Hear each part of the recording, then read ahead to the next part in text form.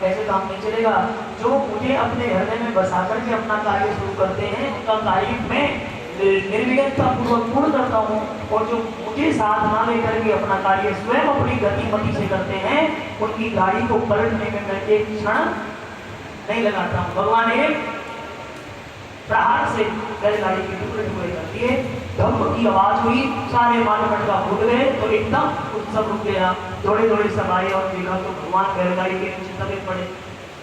आहा, कैसे कैसे गंगाशिव ने कन्हैया को निकालो, भैया ने देखो स्तन से लगाया तो मेरे लाला सुरक्षित है। पर भैया विचार करने लगी, ना आंधी आई ना तूफान आयो, ना कोई बैल सांड आयो, तो जी बैलगाड़ी टूटी तो कैसे टूटी, ये माटी मटका फूटे तो कैसे फूटे?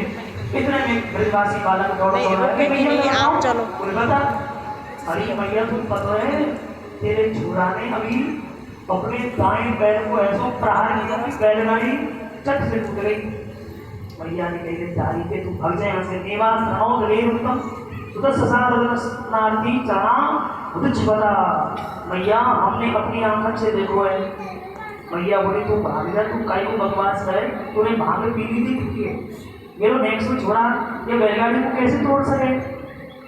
भाग जाए यहाँ से। भैया कोई मानते को तैयार ना है, भगवान का ठीक है अच्छी बात है।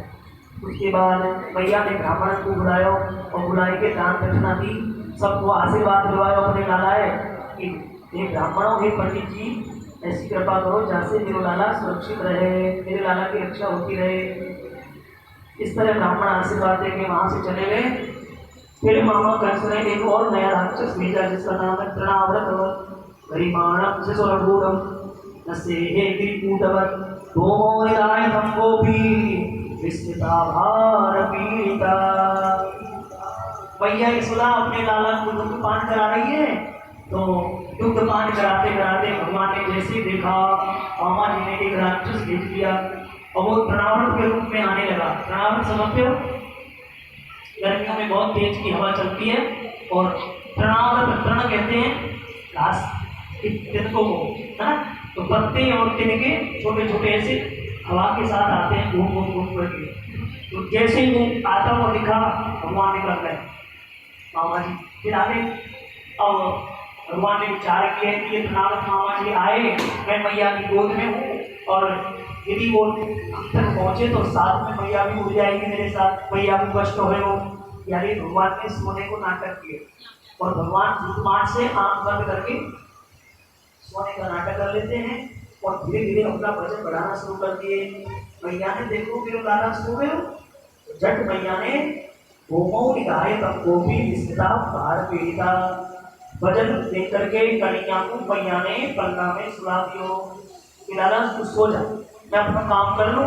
मैया तो काम करके चली गई, इतने में वो तृणाव्रत आयो, मतलब बहुड़ा आयो और उड़ा के भगवान को आकाश में फेंक दो। जैसे ही तमंतरिक्षावृतम शिलायाम विसिरन सर्वावयम करालम, उड़ा करके जैसे आवाज ले गए और घुमाने लगा भगवान को, ऐसे घुमाने लगा। भगवान ने कहा अरे मामा जी भैया उड़ा खटोला भेजा है आपने, तो हाँ हम सोच ही रहे थे कि 84 कोस की यात्रा कैसे करेंगे, पर आपने हमारा काम बड़ो सहज कर दियो। और खूब भगवान ने 84 कोस की यात्रा संपन्न की। वाके बाद वजन बढ़ाना शुरू किया।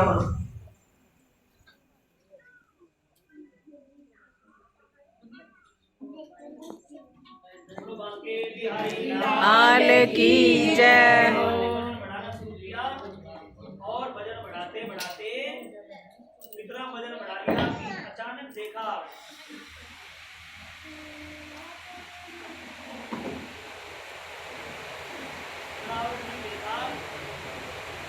लेके जब आया था तो छोटा सा बालक था, इतना वजन है कि मैं कोई शिला उठा लाया, कोई पत्थर उठा लाया, कोई चट्टान उठा लाया। कन्हैया को चट्टान समझने लगो जितना और विचार करके पीछे की ओर देखने लगो कि कहीं में कोई चट्टान तो नहीं उठा लाया हो। भगवान ने कहा दारी के दुनिया पत्थर में मुंह देखे और तुम मुंह में पत्थर देख रहे हो। लोग पत्थर में मुझे देख करके मेरी पूजा करें, और तुम मुंह में पत्थर देख रहे हो है, तेरी कैसी पत्थर जैसी बुद्धि, चल तो मैं तो पत्थर से गिरा के मारूं। और भगवान ने पकड़ी वाली गर्दन और एक सामने चट्टान थी उसमें जोर से मारा, सब खोपड़ी फट गई और नमो नमः, भगवान ने उसका कल्याण कर दिया। इसको मारा कि भगवान ने प्रणाव्रत को, मतलब भगूड़े को मारा। अब उसके बाद ठाकुर जी 1 वर्ष के हो गए, अभी तक भगवान का नामकरण नहीं हुआ। वसुदेव जी ने कहा कि जाओ आचार्य जी और आप जाकर के मेरे लालाओं का नामकरण करके आओ। तो यदो नाम आचार्य ख्यातस्य भुवि सर्वथा सूतं मया संस्कृतं ते मन्यते देवकी सुतम्। यदुवंशियों के आचार्य हैं श्री गर्ग जी महाराज, ठीक है। तो गर्गाचार्य जी को भेजा, गर्गाचार्य जी आए, नंद भवन में नंद बाबा से मिले। नंद बाबा ने अपने दोनों बालकों को नामकरण करवाया गर्गाचार्य जी से। परंतु मैया यशोदा को पता चली कि आज कोई ज्योतिष आचार्य जी आए हैं मथुरा से,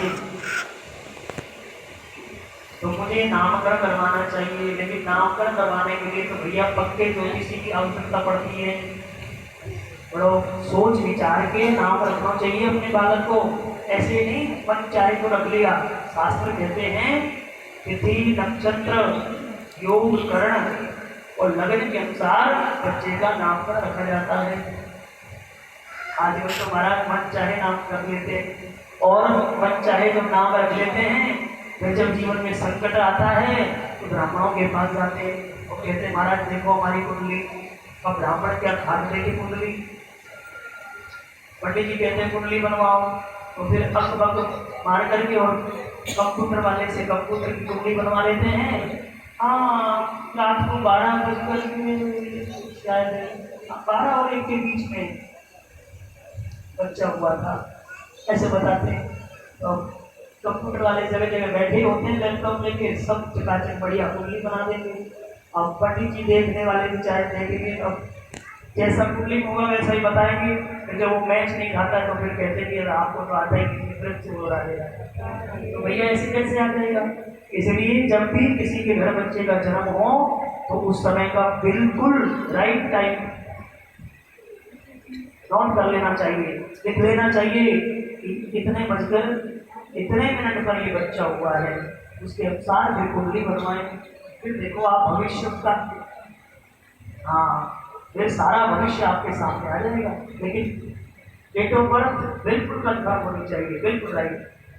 हाँ, हमारे गर्गाचार्य जी आए, नंद बाबा ने मैया यशोदा को बताया कि आज एक मथुरा से आचार्य जी आए हैं, हम अपने लाला को नामकरण करवाएंगे। मैया कही देखो मैं पहले परीक्षा लूंगी वो पक्के वाले हैं कि कच्चे वाले हैं।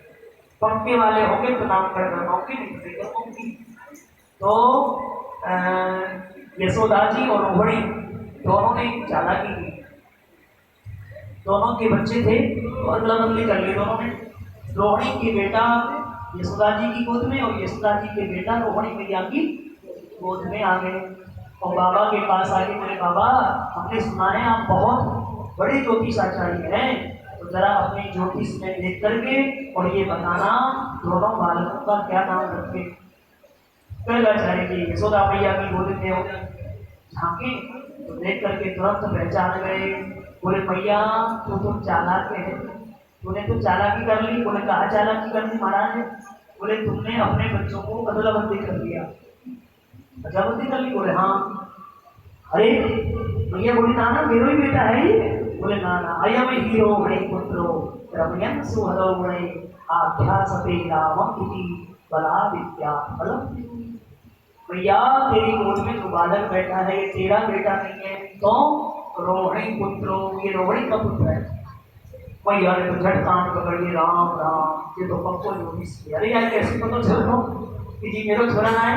भैया ये तो पक्को ज्योतिष। ये कान पकड़ के बोली बाबा सॉरी क्षमा कर दीजिए, तो मैं आज के बाद सौगंध खा के कह रहे हूँ काऊ ब्राह्मण की परीक्षा ना लेंगी, सौगंध खा लेगा। हाँ और नहीं लेनी चाहिए। बाबा ने कहा कोई बात नहीं भैया। अच्छा तो बाबा कहा नाम रख दिया आपको? बोले ये तेरी गोद में जो बालक बैठा है ये रोहिणी